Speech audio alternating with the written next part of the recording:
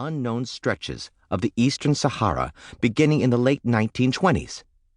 In 1926, he motored the 1,350 miles from Cairo to Khartoum, among the earliest efforts to tame the Nile basin by automobile.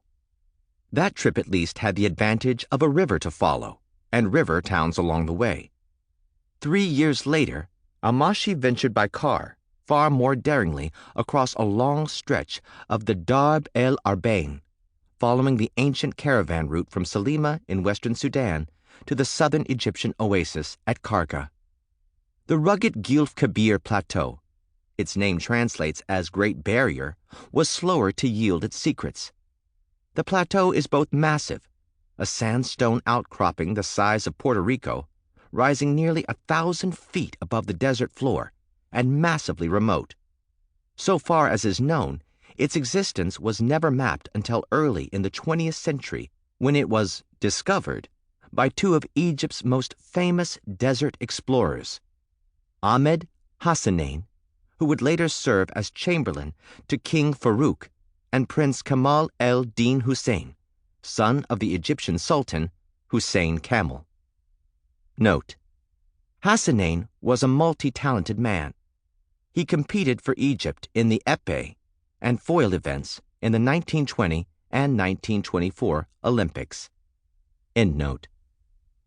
The western side of the plateau was particularly forbidding, unseen by European eyes until the early 1930s, when Almashi and 23-year-old Englishman Sir Robert Clayton East Clayton, the 9th Baronet of Marden, mounted a joint attack.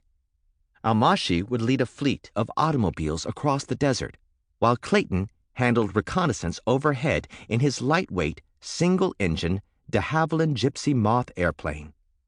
Flying low over the plateau, Clayton was able to pick out a promising, nearly hidden valley, but neither he nor Almashi on the ground below could find a way to ascend the abrupt plateau.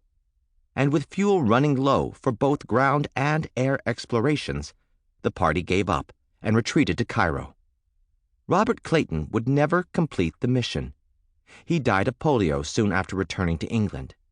In the end, it was Almashi, Patrick Clayton, no relation to the baronet, and several others who became the first Westerners to enter the valley and explore its caves. The first also to realize that they had stumbled upon a treasure trove of primitive ancient art. To Patrick Clayton goes credit for discovering the so-called Giraffe Rock, rich with paintings of the long-necked mammals. Other caves featured archers, cattle, and female figures. So plentiful were the figures that the site quickly became known as Wadi Sura, roughly valley or dry riverbed of the pictures. Laszlo Almashi, though, won the big prize, or at least the most inexplicable. In October 1933, he scrambled up some boulders, poked his head inside a previously unexplored cave 14 meters by 8 meters wide, and there, floating effortlessly on the rock wall, were multiple painted figures who gave every indication of being caught mid-stroke, doing some highly relaxed version of the old-fashioned doggy paddle. Almashi had found the cave of the swimmers, but the swimmers themselves posed far more questions than answers. The archers, the cattle, the female and other human figures were basically predictable. As daunting as the Sahara was, it was not uninhabited.